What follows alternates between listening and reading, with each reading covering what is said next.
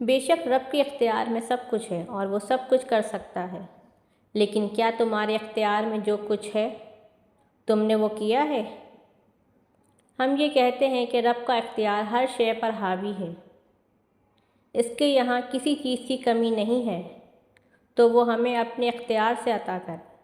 वो सब कुछ कर सकता है, मेरा फला काम भी कर देगा। हमें अल्लाह के सब इख्तियार, ताकत, उसकी मलकियत और उसके कुन कहना याद रहता है, लेकिन हमें अपना अमल भूल जाता है।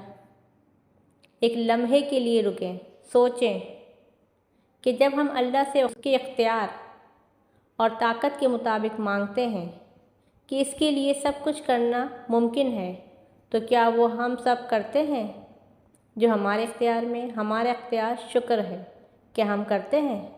हमारा इख्तियार है कि कड़वी बात बर्दाश्त करना, सब्र करना, क्या हम ये करते हैं? जाहिल को भी जाहिल नहीं कहना और हम आलिमों को जाहिल करार दे रहे होते हैं। हमें इख्तियार मिला है कि कमज़ोर पर अपनी ताकत ना आजमाओ।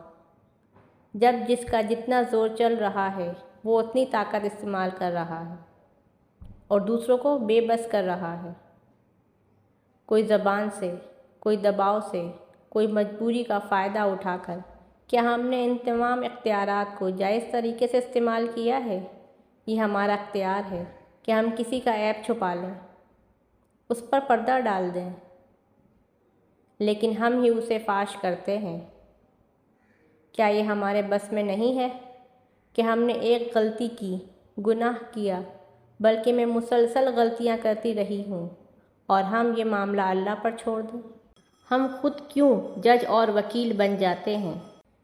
तो जब अल्लाह के इख्तियार को पुकारें तो ये भी याद रखें कि अच्छे अमल करने का इख्तियार आपके पास भी है। वो अमल अपनाएं ताकि आपका रब आपसे राज़ी हो और राज़ी होकर आपकी पुकार का जवाब दे।